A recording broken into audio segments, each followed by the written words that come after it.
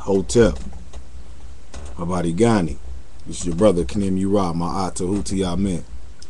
This one right here, this one is going to be about statistics. See, ideologies change, times change, seasons change, people, mentalities and states change, but numbers, percentages are always constants. They never change. Now, you got a lot of brothers out here screaming, and sisters too, screaming at, you know, certain brothers and sisters need to pick themselves up by their bootstraps. You know, basically they're talking about lazy brothers and sisters. Now, I'm not a lazy brother at all, but what I do know and what I do want to do is speak to let you understand that when you say things like that, you have to understand the context that you're speaking in, that you have to also add and include yourself in that category. Because if you just do numbers, that's all you have to do. Is a simple equation. There is one number for the amount of available jobs in America. We're going to deal with America right now, nobody else, just America and black Africans in America. Then you look at the percentage of Africans alone. This isn't even the whole number of Americans. This is just the Africans and Americans in America that are unemployed. Look at the job number that are available, not all jobs, just the job number of available jobs. And then you look at the unemployed Africans in America. The number of Africans that are unemployed in America is more than the jobs that are available. Now, realistically, we'll fill up, not even realistically yet, we'll just fill up all the jobs with the Africans that's in America. Okay? There's still going to be a handsome amount of Africans in America who don't have a job. Why?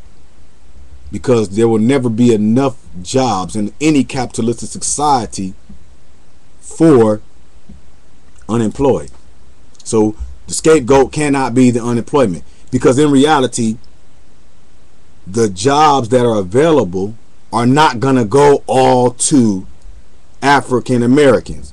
Only in a perfect world, but it's not a perfect world. In reality, these jobs are going to go to everybody who's vying, scratching, biting, kicking for the same amount of jobs. So that makes the amount of unemployed people even greater than the number of just African Americans, and then it makes the amount of jobs that are available even smaller for Africans in America.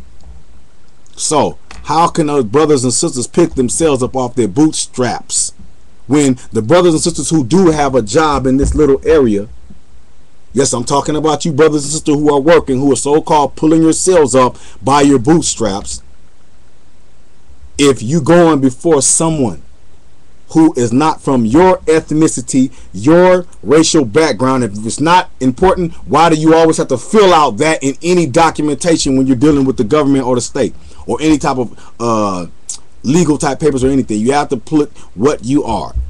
If it's not important, it wouldn't be an issue. So obviously it is for census reasons or statistical reasons. So we're dealing with statistics. When you go before an employer, these employers are not from African American backgrounds. Name me one African American business that can boast. I had to do my homework. Haven't done it, but I don't believe. You can check on this. If we have any corporation that can boast that they have 35,000 jobs or employees of African American ascent. Name one. I can't name one. Like I said, I still have to do my homework. There might be one out there, maybe two, but that still isn't enough for the millions of African Americans who are out of work. That's a conundrum, because you have a certain amount of jobs that are available, and you have a enormous amount of people who are without work. Let me see if I can grab something to basically make you see a little bit more clearer. It's like this piece of paper. Simple piece of paper. This is the amount of unemployed people in America. Okay? Now, if I take this little corner off this piece of paper and I put it over here, this is the amount of jobs that are available.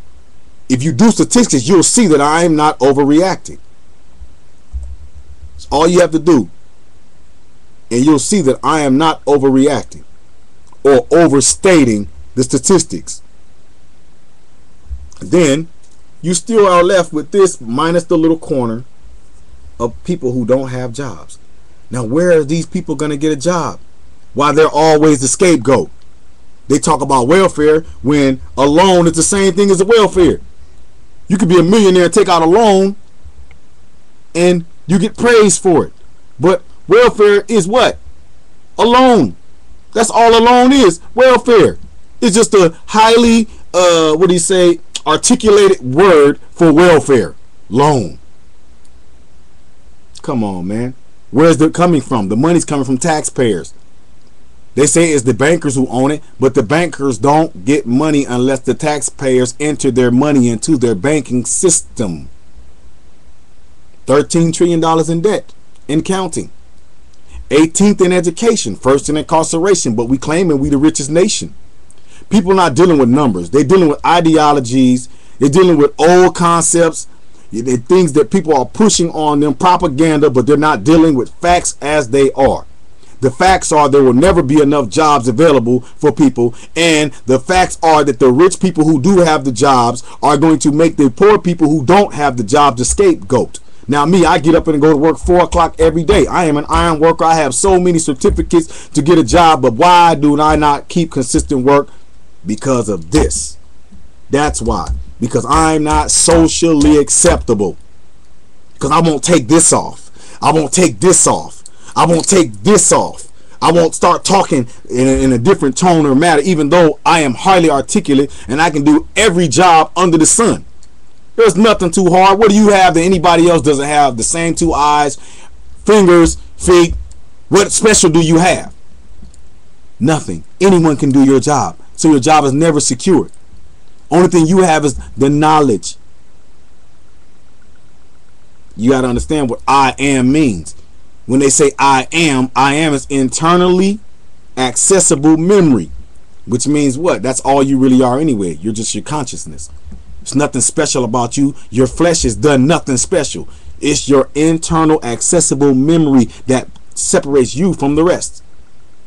How much have you tapped into?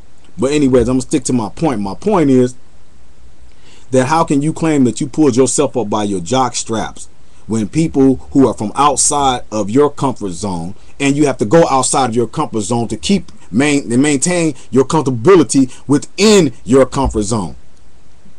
So you really didn't pull yourself up by nothing. You were given a chance that other people were not given. You can't tell me that people are not looking for jobs, because there are not that many available jobs out there. And if you can't see it, you're going to keep on blaming your own people and placing the blame instead of where it needs to be going. If anybody deserves the blame, it should be the people at the top, never on the bottom. Like George Bush's theory, trickle down.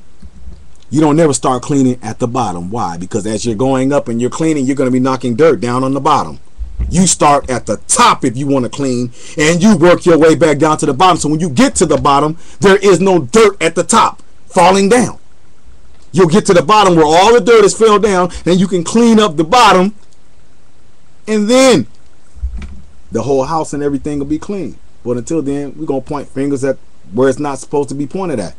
That's why they tell you when you point a finger, you got 3 pointing back.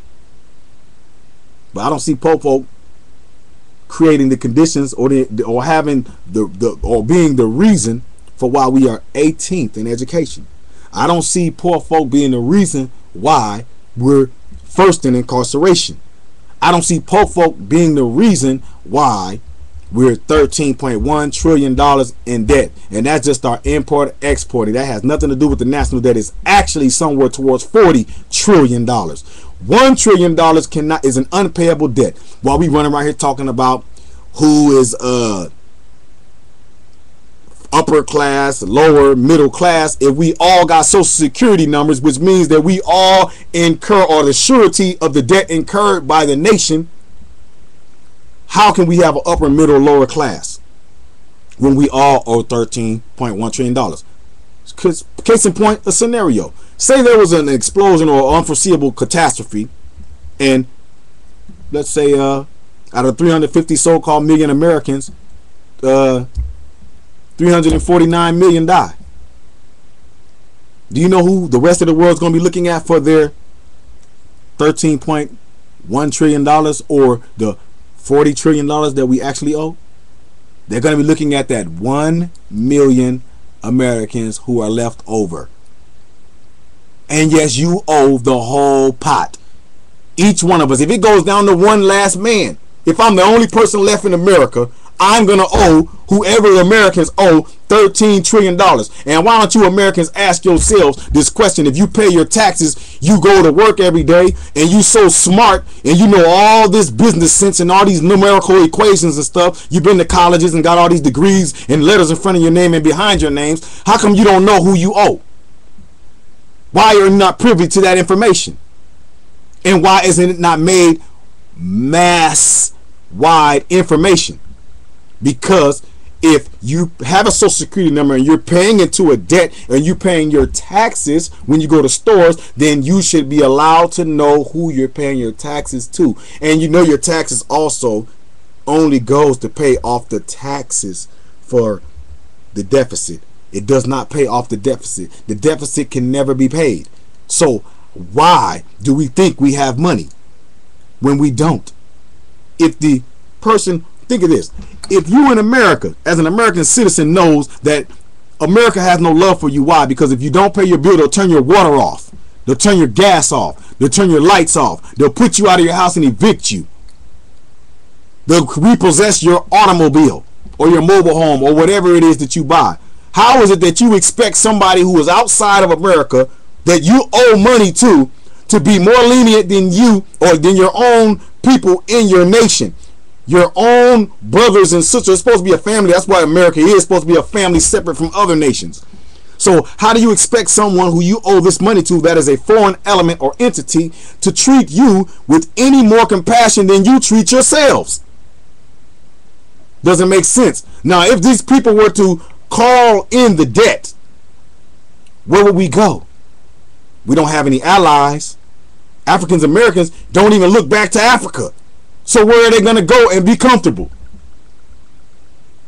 That's not speaking for everybody in the world. What is every American going to do? We're going to go to the Atlantic or the Pacific somewhere, but we're not going to be able to go here because they're going to liquidate all the assets of everything we own. Go into your bank accounts, go into your land, and go into everything, and you still don't have enough money to pay off $13 trillion. That's a lot of money to be owing. And if somebody owes, why would I go to my deathbed letting you owe me that kind of money when there is no guarantee that you're going to pay the debt or pay anything towards the debt?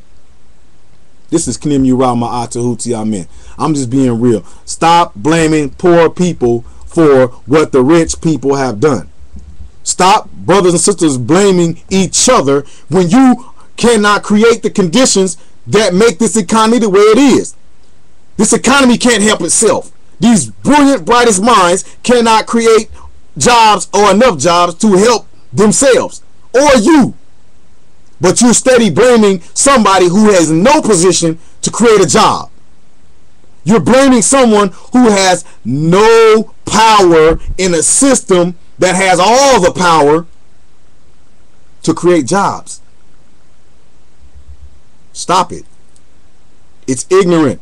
And it also shows a lack of wisdom and knowledge. And you got all these letters in front of your name. You've been holding on a job all your life, and you don't even know that you are only employed by the grace of God. That's it. Or by the love that someone, or not love, I should say, by the fact that someone is giving you a chance. What makes you more special than that other person who has the same eyes, ears, fingers, legs, and body that you have? You do nothing different or special. You're just a number in a system full of numbers. You were born into the system. 1933. FDR told us trust him and we would never see the days we live in now on borrowed funds in a stolen land. A legacy of ashes still the home of the Klan. And that's the reality of it. I'm not trying to be on no, like I said, I'm not trying to be on no color thing or none of that. I'm just being honest, and I'm dealing with facts the way they are. I don't know how the bottom people are always